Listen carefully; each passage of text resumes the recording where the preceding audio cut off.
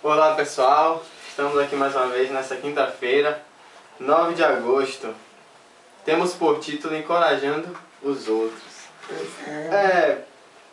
Os cristãos tessalonicenses, eles foram motivo de aflição para Paulo. Mas eles perguntam, por que motivo de aflição? Imagine quando você está longe de seu amigo, que você não sabe como ele está, que você fica naquela aflição, né? Querendo saber, nossa, como é que meu amigo tá? O que é que eu posso fazer para ajudar? Será que ele está precisando de mim? Então Paulo ficou assim em relação aos tessalonicenses quando eles estavam longe. Mas mesmo assim Paulo, ele fazia o possível para estar encorajando cada um deles, mesmo estando distante, né? Mesmo Paulo até passando por situações que ele precisa buscar força para ele estava também preocupado com os tessalonicenses. Nós podemos também estar ajudando nossos amigos, mesmo não estando diretamente assim, fazendo algo para eles, mas tem duas formas principais que nós podemos estar ajudando cada um deles. A primeira é a questão do exemplo. Paulo fazia questão de estar sempre relembrando para os tessalonicenses que era um sermão vivo, ou seja, os atos de Paulo faziam com que os tessalonicenses se fortalecessem, porque eles viam que Paulo conseguia vencer aquelas tentações. Assim também nós.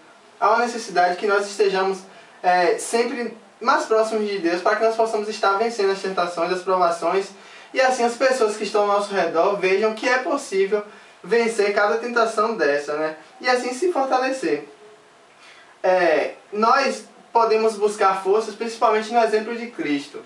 Quando nós estamos passando por um problema, nós vemos que Cristo venceu e Ele estava aqui como um ser humano, nós também podemos vencer.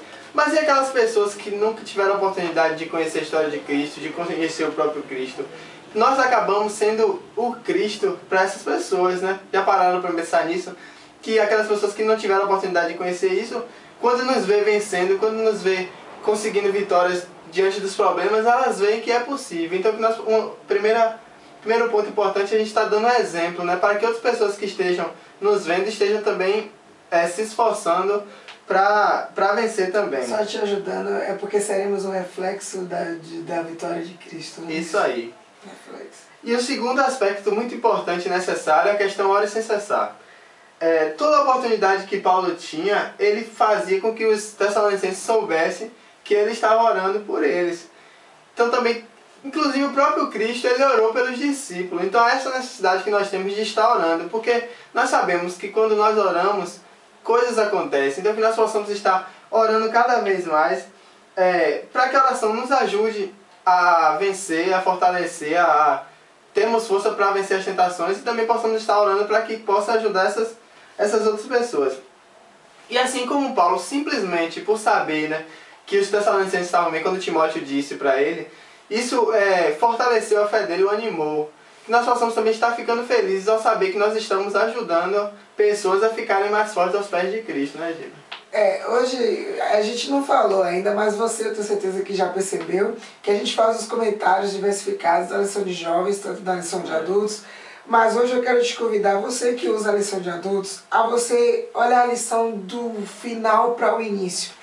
Porque o nosso texto de hoje é 1 Tessalonicenses 3, de 11 a 13.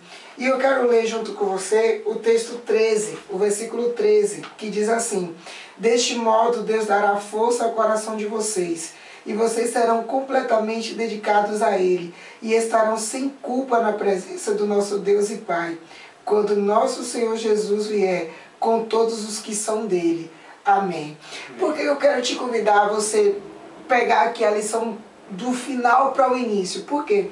No final aí você vai perceber que tem uma explicação muito clara de quem são esses santos que está dito aí nesse versículo.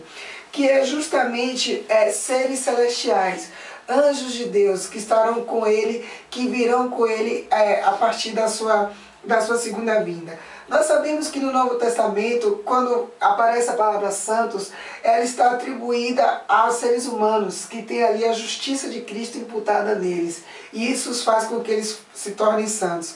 Mas nesse texto, Paulo está falando exclusivamente da majestade, da grandiosidade da vinda de Cristo, e que, por ocasião dessa vinda, ele orava para que os tessalonicenses estivessem perante Jesus sem culpa, assim como nós estaremos com fé em Deus.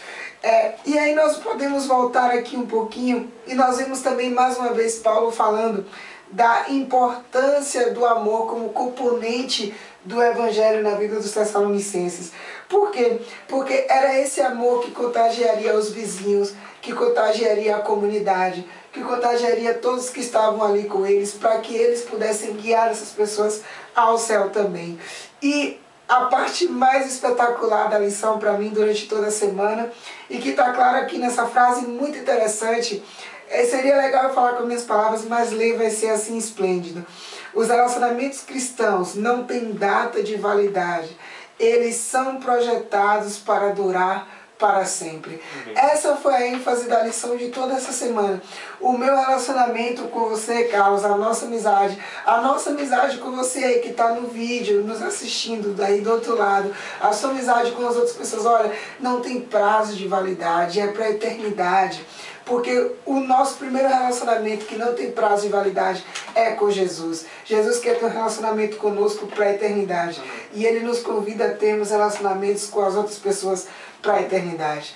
Era isso que Paulo queria dizer para os tessalonicenses. É isso que a Bíblia diz para nós hoje.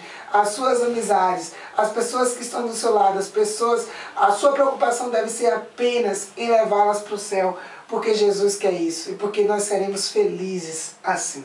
É isso aí. É isso aí, pessoal. Até amanhã. É isso aí, pessoal.